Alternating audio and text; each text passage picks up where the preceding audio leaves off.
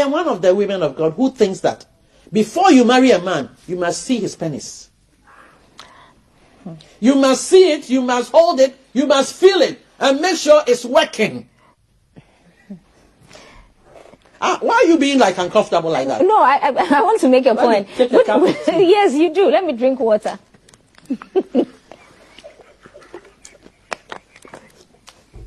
Thank you, awake.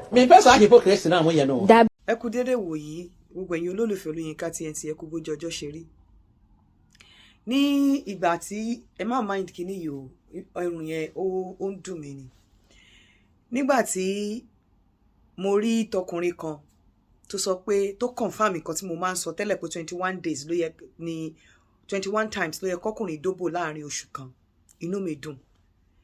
Mo tún ti rí eléyìí woman yìí tó ní òun gẹ́gẹ́ bí ìkan nínú àwọn òjíṣẹ́ Ọlọ́run tó believe pé kó o tó fẹ́ ọkùnrin òun láti test okó ẹ̀, òun láti fọwọ́ kan okó ẹ̀, láti rí okó ẹ̀, láti mọ̀ wípé okó ẹ̀ ń ṣiṣẹ́.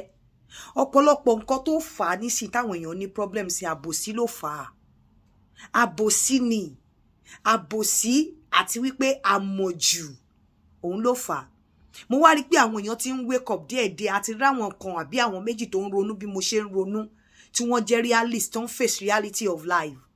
Nígbà tẹ́ bá ní kéèyàn lọ ra móòlù ẹ̀ kó má test mọ́tò kó tó gbé lọ tó bá bẹ̀rẹ̀ sí ní problem, ìsídà kó find it difficult láti kúrò nínú ilé yẹn àbí kó lọ máa ṣàgbèrè. Bẹ́ẹ̀ bá dẹ̀ mú àwọn bẹ́ẹ̀ bá mọ́bìnrin tó lọ ṣàgbèrè ẹ̀yin náà lè máa sọ pé aṣẹ́wó ni.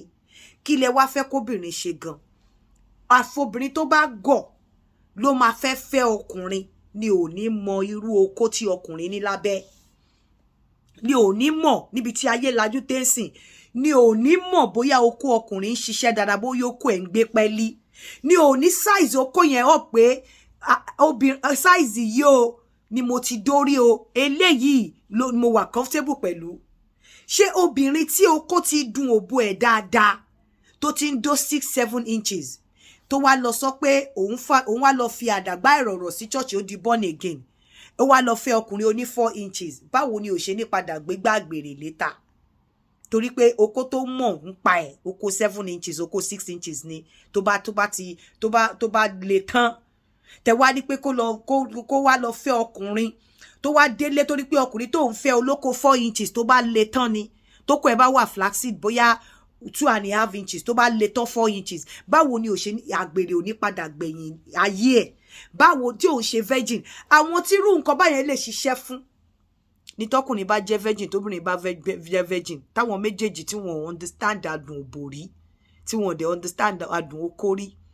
Bí ọkùnrin tó ti understand adùn òbò dáadáa tẹ wá ní ó lọ fẹ́ sister kan ní church, bóyá sister yẹn ló ṣe máa kọ́ bó wọ́n ṣe ń dóko, bóyá virgin ní sister yẹn ó máa disvirgin ẹ̀ láàrin oṣù mẹ́ta ni lòbò yẹn gbádùn mọ́.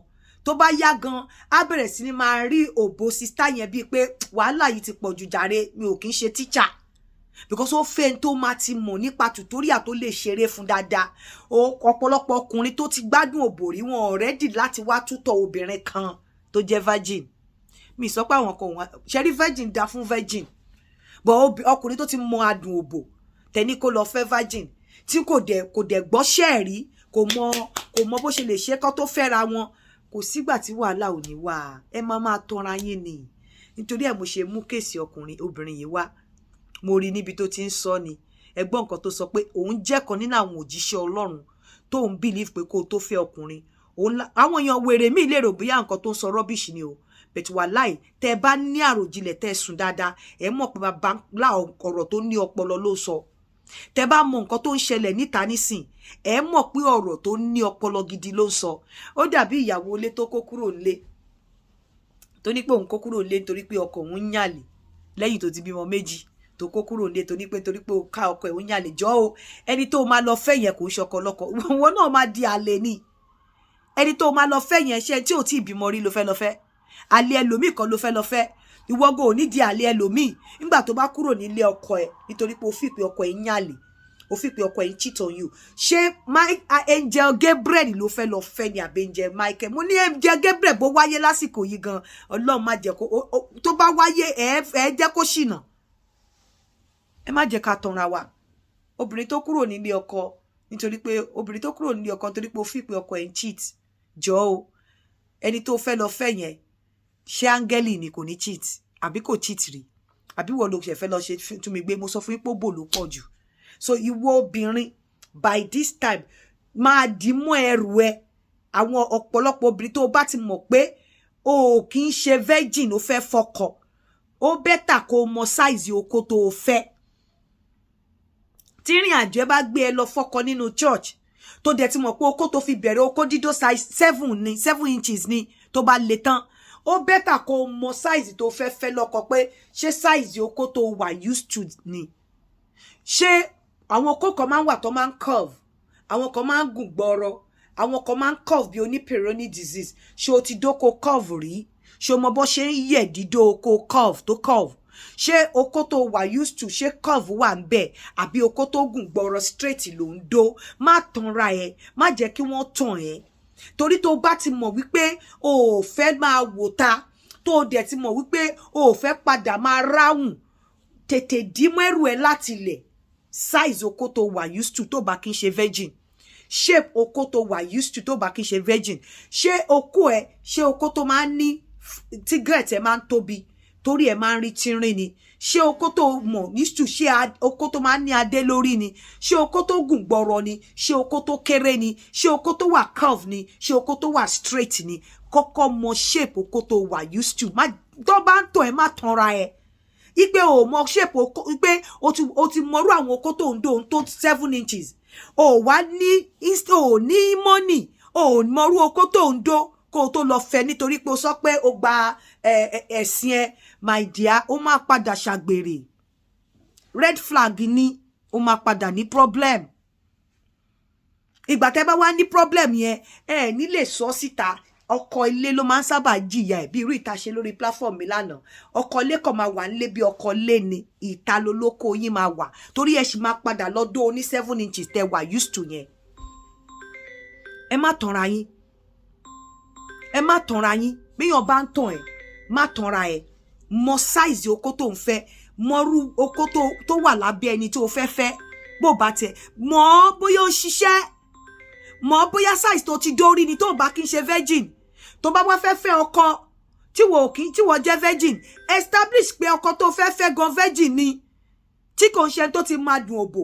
Torí táwọn ọkùnrin mi bá ti máa dùn òbò, wọn ò ready láti tútọ̀ ẹ rárá. Inú wọn máa dùn, wọn máa ní pride pé àwọn làwọn jábálẹ̀, àwọn làwọn kọ́kọ́ dú ẹ. Pride yẹn ò ju oṣù 3 lọ. So ó better kí virgin fẹ́ virgin kẹ́ni tó ti gbádùn oko, tó ti máa dùn òbò kó fẹ́ tó ti máa dùn oko táwọn méjèèjì wá di born again tó wá meet ara wọn. But virgin yẹ kó fẹ́ virgin tí ò dóbò rí rárá. Ẹni tó ti máa dùn oko àtẹni tó ti máa dùn òbò tó dẹ̀ mọ size oko tó ń fẹ́ tó bá meet ara wọn, wọ́n lè fẹ́ ra wọn. Àwọn méjèèjì lè pàdé nínú Jésù. But ẹni tó ti máa dùn òbò tẹni kó lọ fẹ́ virgin, ìyà lẹ fi ń jẹ wọ́n. Ìyà ni. Àbí ọkùnrin tí ò ní experience òbò tẹni kó lọ fẹ́ ẹni tó ti mọ adùn oko nítorí ó ti jẹ́ virgin in the Lord bá ṣe máa ń tanra wa. Tó dẹ̀ jẹ́ pé size oko yẹn kò tiẹ̀ tó sí size oko tí obìnrin ti máa dùn ẹ̀. Red flag ni ó máa padà ní problem. Ó máa padà ní problem. It's just like láti wákàtí ìlọ́wọ́ obìnrin. Oko tó bá ti dó tó fi dó bí ọmọ 3 tó dẹ̀ farabalẹ̀ dó tó wá yá tó wá ló tóbi àbí ó kéré òbò tiẹ̀ ló fẹ́, o ní excuse láti lọ dóbò ń ta dókó ń ta.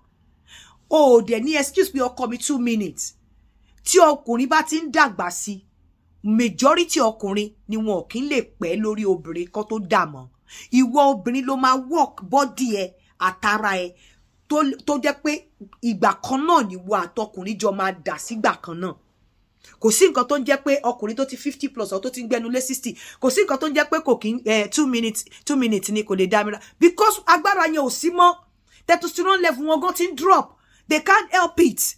So ìwọ obìnrin tó yẹ pé ìwọ ló dó okó yẹn tó fi gbódé yẹn, ìwọ ló máa mọ bó ṣe máa ṣe ara ẹ tẹ́ṣọ́ máa dàpọ̀.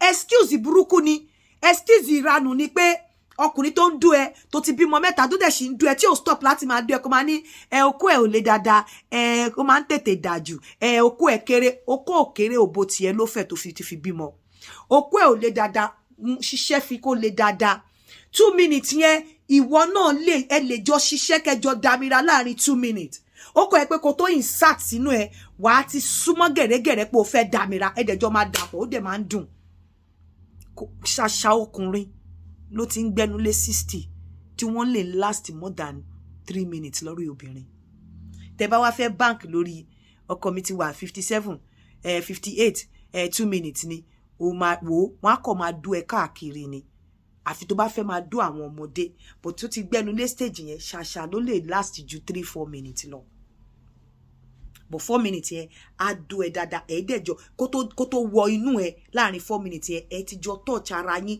tó bá ti fẹ́ come tó náà ti fẹ́ come á kọ̀ wọlé ẹ̀ẹ́dẹ̀jọ dàpọ̀ ṣe rí pé mo ti sọ nǹkan mẹ́ta pọ̀ red flag ni kò ti ní size okó tó ń dó tẹ́lẹ̀ kó wá lọ fọ́ sínú okó tó yẹ pé ó lọ rajà òkùnkùn red flag ni ó máa padà regret red flag ni ọkùnrin tó ti mọ adùn òbò kọ́ ni kó lọ fẹ́ virgin àbóbìnrin tó ti mọ adùn okó kọ́ ni kó lọ fẹ́ ọkùnrin tí ò ní experience àbí kó lọ fẹ́ ẹni tí ò mọ size okó ẹ̀ tó dẹ̀ pé size tí wọ́n wà used to size ńlá ni red flag ni ibi tí wàhálà ti máa ń bẹ̀rẹ̀ ẹ tètè dé mọ́ ẹrù yín ẹ ti gbọ́ obìnrin àfáà tọrọ tó òjò kún ó lọ́lọ́run ṣáà mi sádùrọ̀ at least pastor mrs ni ṣe ti gbọ́ à ń wake up díẹ̀díẹ̀ sabarikolo.com ẹ lọ register ń bẹ ẹ káàárọ̀.